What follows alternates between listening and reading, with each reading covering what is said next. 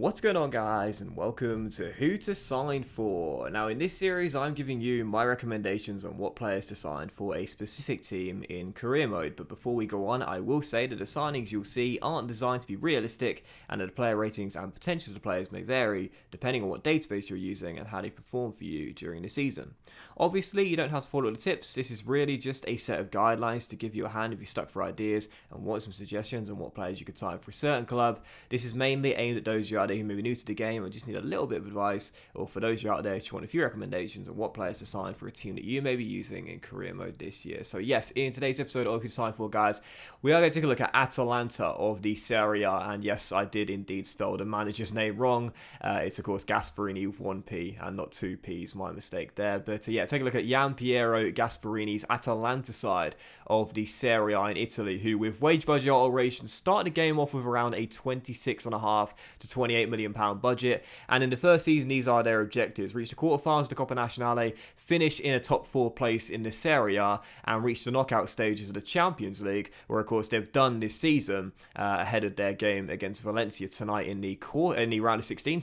They've got a very good chance of progressing through to the quarterfinals. Now, Atalanta side line up in a 3-4-1-2, and it's a very decent side. There are a few aging players here. A lot of players you'll notice in their mid-20s to late 20s as well. But as a base beginning team, it's not too bad. There's not that much young talent here, though. So if you do want to have a really long and prosperous career with Atalanta, you will need to sign in some young talents in order to get the very good, high potential players in your team for many years to come. As you run through the squad here as well, as you can see, it's not a bad side. It's full of players that really are in their mid to high 70s for their overall in the starting 11. But it could be younger, it could be better, and with their objectives as well, those are really tough objectives in the first season. You know, the Serie A in Italy is a very competitive division, very competitive top tier league in European football. So to finish in the top 4, that's going to be very difficult to do. You know, Juventus are always going to win the title in the first season in your career mode. That will literally always happen unless you can dethrone them. So you know for sure you've only really got 3 spots to get a Champions League place in, 2nd, 3rd and 4th. And with the other big teams in the Serie A as well, that is going to be extremely hard to do in the first season. Coppa Nazionale objective, reaching the quarterfinal, that's the easy objective really. And as for the Champions League, reaching knockout stages, that's doable. Your group is going to feature Manchester City, Dinamo Zagreb, and also Shakhtar Donetsk. And that's definitely a group you can get out of. Against Manchester City, you're most likely going to lose both the home and the away tie, as they do have one of the best teams in Europe. However, it is certainly a group you should be targeting 2nd place in. You could definitely pip Man City to top of the group as well. But it is going to be tough, as they do have one of the best teams in FIFA. But yeah, 2nd place and qualification knockout stage is all you need to do, and you should be able to do that in the first season. Now, they've got tons of players. Their contracts up come the end of the first season. As you can see, I would recommend giving new deals to everyone apart from Jose Luis Palomino, who I'd put on the transfer list. But you might notice as well, I also put Rafael Toloi on the transfer list, and the first bid we got was for the Brazilian centre-half here from Athletic Bilbao. The one thing I always forget to mention, and I really should mention when I start these episodes off, is that when you give players contracts, you can still sell them in the first season. So with Rafael Toloi, for example, we gave him a contract extension, but as you'll see, he gets sold in the first 2 weeks of the transfer window.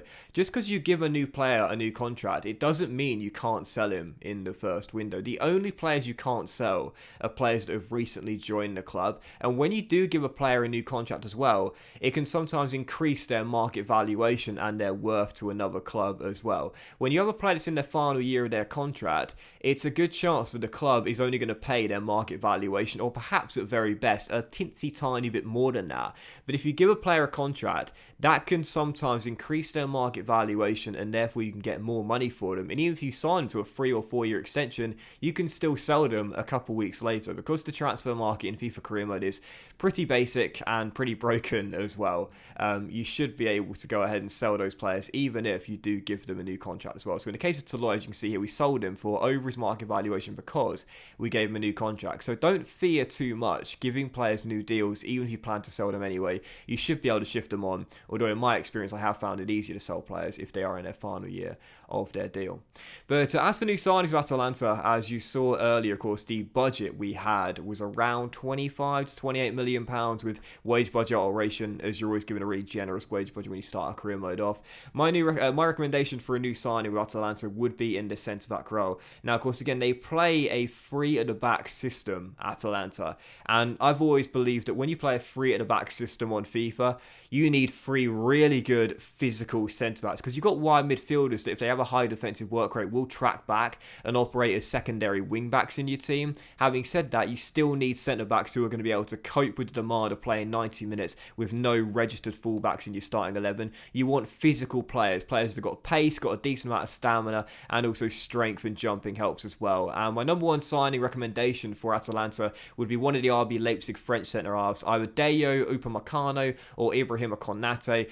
We opted to get Upamecano from RB Leipzig, and you see his key stats there are jumping and strength. Those are his best two stats. Both of the centre-backs from RB Leipzig are the same rating, 79 rated. They're the same age, 20 years old, and they have the same potential, which I believe is 88 as well. And again, they've got enough pace to cope with having no fullbacks in the team. They'll be much better than the three centre-backs you've got here in terms of pace. So Upamecano or Konate, I'd definitely recommend one of those two centre-backs to come in and help bolster the Atalanta backline. And again, just 20 years old with, I believe, 87 or perhaps 88 potential. You've got one of the best young centre-backs in FIFA. For around their valuation, you can get them for a couple mil over, I'd say. That was the case with Upamecano, 18.75 mil. So yeah, definitely recommend one of those two centre-backs there, and either of which would be absolutely fantastic.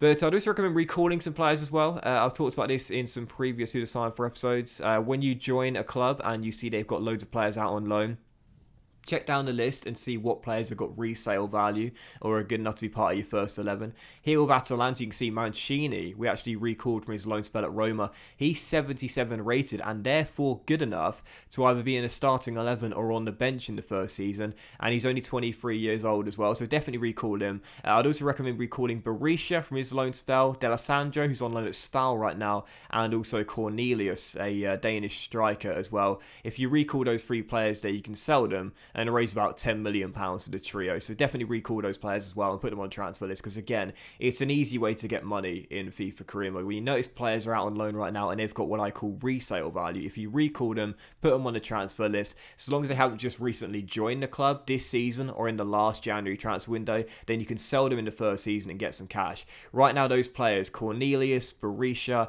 and also D'Alessandro, they're all in their late 20s. Actually, I think Berisha might be 30, but they're doing nothing for you out on loan. If you recall them, you can get around 10 mil for the trio, and it's an easy way to raise a bit of cash. But for other new signings with Atalanta, I would recommend yet another centre-back as well. Of course, you've sold Toloi and Palomino as well, and whilst you have signed Upamecano, I would still recommend someone else as well. If you can afford to get Konate as RB Leipzig partner, that would be fantastic, as they're two of the best young centre-halves in the game. But there are other names you can get, such as Indica, such as Paul Lopez, and also someone who I'm a huge fan of, Fikayo Tomori of Chelsea. This is a very young English talent. I believe he's got dual nationality with Canada. Someone correct me if I'm wrong there, but I think he does. And Tomori you can get for his valuation in the game as well, £12 million. And the reason why is because Chelsea have a lot of good CB depth, and Tomori's not the highest rated. So we can get it for around his valuation, which we did. It was £12 million plus, I believe, a 4% sell-on clause. And when you look at this guy's stats as well, what we were talking about earlier, you want physical players. Well, Tomori's best stat is 83 sprint speed. So he's got the pace, and he's certainly a player that can cope without fullbacks in an Atalanta back three. 77 rated to begin with at 21 years old, but he grows 10 ratings to 87 overall at his full potential. And again, he's got the pace to be able to cope with no fullbacks / wingbacks in the team. So look for those physical centre-backs there, and Tomori I would definitely recommend for an Atalanta career. But again, at 77 rated, he's good enough to go right into your first 11, and at just 20 years old with plus 10 growth as well, 87 is his potential, and with dynamic potential player training as well, there's no reason you couldn't get this guy to 89 or perhaps even 90 overall as well. So yeah, Tomori would be a great addition to your Atalanta side. So we strengthened the back line here by recalling Mancini from Roma and bringing in Upamecano and also Tomori as well. And as you can see, we're trying to sell some players here. Cornelius, D'Alessandro and Berisha, like I mentioned there. We do sell Berisha for £5.1 million. Unfortunately, I couldn't sell D'Alessandro. His transfer talks just kept on breaking down. Although we did sell Cornelius, I believe the second or perhaps third time of asking. He eventually ended up going to Wolves at Molineux. And again, as you'll see there, we sold Berisha for 5.1 mil, and I believe the fee we agreed with Wolves was, I think it was 9 mil, the same as the Braga deal, which fell through. Now that means we're going to sell two players here for just over £14 million. And once the board skim a little bit at the top, it's probably going to be around £10 million getting out of your budget, £10-11 million. But either way, Cornelius, Berisha and D'Alessandro, recalling those players only costs us around 1.5 mil. Yet we're selling them for over 10 million. I mean, it just makes so much sense to do it this way. And I know some people don't like to do this because it breaks the realism side of the game. But as I mentioned before, this guide isn't really for realism purposes. It's just to give you a hand and help you strengthen the team the best you can.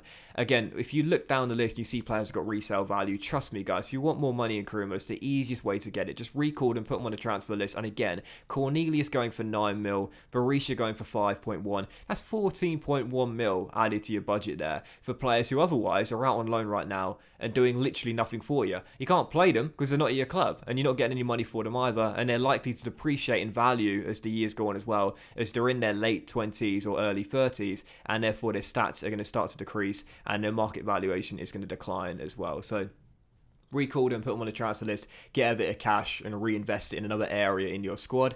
And after I did sell those two players there, Berisha and Cornelius, I did decide to do just that and get a new player. And my third and final signing of Atalanta was going to be a wide midfielder. You see I had 4 names on the shortlist here: Zinchenko, Dwight McNeil of Burnley, Jonathan Bamba and also Roussillon, who is actually a fullback by trade, playing for Wolfsburg right now in Germany. Now any of these 4 players will be fantastic, and the reason why I'd recommend these guys is because I believe all of them apart from Zinchenko have a high defensive work rate, and in your Atalanta side playing a 3 at the back system, your wide midfielders need to be able to have the stamina to bomb up and down the pitch all game long, but also have the defensive mindset to track back and help out your back 3 as well. So Zinchenko and Roussillon might be fullbacks by trade, but they can still do the job on the left hand side of midfield as defence minded players as well. But Dwight McNeil from Burnley as well, very talented player, and also Jonathan Bamba, who does have the high defensive work rate as well. They would also be really good targets for your Atalanta side. Again, both having a high defensive work rate and being able to track back and help back on the defensive end. So I couldn't agree a deal with Roussillon, but I did agree deals for Bamba, McNeil and also Zinchenko as well. But I thought Dwight McNeil's deal represented the best value for money deal, and this guy is just 19 years old, so he's a very good talented teenager, but already 77 rated, and again, he's got high work rates and good stamina as well, which means all game long he can bomb up and down the pitch, help you out on the offensive end and be a creative force down the left flank, but also defensively as well. He can track back and help your back 3 out when they need help as well. He's got some great technical stats, McNeil, and Dwight starts off 77 rated, but his potential is 86. So he grows to 86 overall. Our dynamic potential and player training, you could possibly get him to the high 80s as well. And again, those high work rates, so crucial. You will need to train his defensive stats because that is the weakest area of his game. However, again, with a high defensive work rate, he will help out with the back 3 as well and be a really good player as the years go by, with 86 potential at just 19 years old. So yes, in the end we signed 3 players with our Atalanta side, and again it was all about defense with the Italians, Tomori and Upamecano coming in to help out the back 3. Upamecano having 88 potential, Tomori having 87 and McNeil having 86 potential. 3 really good young players coming in here. Of course, McNeil only 19 years old, Upamecano and Tomori being 20 and 21 years old respectively. Spent quite a bit of money on just 3 players, but they're 3 really exceptional young talents. There wasn't that much change of Atalanta in the first season, didn't need to do that much, just bring in a couple of youngsters and sell some fringe and older players as well. And the question was, could this Atalanta side hit their 3 objectives in the first season of finishing in the top 4 in the Serie A, getting a Champions League place and also reaching the quarterfinals of the Coppa Nazionale and reaching knockout stages of the Champions League as well? Well, as you could see, this was an absolutely catastrophic first season with Atalanta. What I do want to say in my defence here is this: 71 points ordinarily would be good enough for 4th spot in the Serie A. This season, it's 8th place. 8th place. I couldn't believe it. Juve won the title undefeated. 36 wins in 38 games, 110 points. Inter in second with 91. Napoli in third with 89. And Milan in fourth with 84. We got 71 points, winning 21 of 38 games, but could only manage an 8th place finish in the Serie A. That was absolutely catastrophic. In the Coppa Nazionale, we did really well though. We managed to reach the final of the competition. On our way to getting there, we also knocked out Genoa, Roma and Torino in the semis before eventually losing to Inter Milan in the final. A bit of a shame. And in the Champions League, we also hit that objective as well. Managed to reach the round of 16 before we were eventually knocked out by Barcelona. No shame getting knocked out by Barcelona in the last 16 of the Champions League. So we exceeded our cup objective. We hit our Champions League objective. But the Serie A was an absolutely atrocious failure. And, you know, in these Who to Sign For episodes, I never sweep anything under the rug. I always show you everything that happened here. And I always try and be very honest about it as well. If I've not performed, or if the team hasn't performed as well as I was hoping after the signs I made, I'll be honest here, I didn't exactly do it exactly what I was hoping here. I was pretty confident that Atalanta would at least finish in the Europa League space in the Serie A. I wasn't too sure about the top 4. But I thought a 5th or 6th place was certainly on the cards. But 8th place, I must say, when I backed out of the simulation and I went into the standings, my jaw dropped. I could not believe it. 8th place with 71 points. That's literally ludicrous. And again, it's mainly a sign of how bad the league tables are in this year's career mode. Ordinarily, 71 points would be good enough for a 4th place finish in a Serie A, perhaps a 5th place finish or 6th place finish, but ordinarily you get into the top 4 with 71 points on the board.